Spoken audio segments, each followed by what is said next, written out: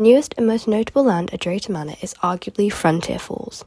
The area is a refurbishment of an old area that featured futuristic thrill rides such as Apocalypse and Pandemonium, which were both closed by 2022 to make way for the new addition.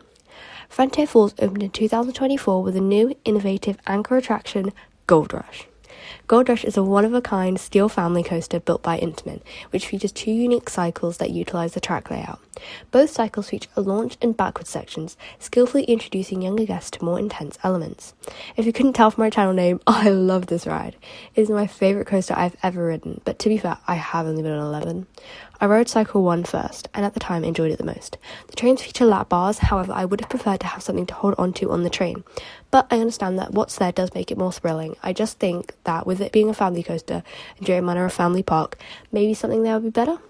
I also rode Cycle 2 later on in the day, as on the day of my visit, the ride switched to Cycle 2 after 2 p.m.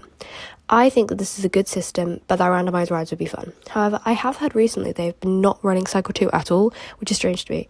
Why go to the effort of having two cycles if you're only going to use one? My few criticisms aside, I love Gold Rush so much. It's so well themed and is a really interesting story woven in about finding gold throughout the queue and the ride itself.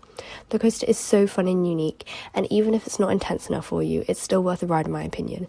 I do believe that this pulls some of the bigger queues in the park, so I would suggest getting there earlier or waiting until later. Because Drayton Manor is a family park, some people leave earlier with their kids, so queues may drop in the afternoon/evening, depending on how long the park is open. Also, these might not be the people riding Gold Rush, so maybe use this trick on a different ride, but it does work if you're there on a particularly busy day.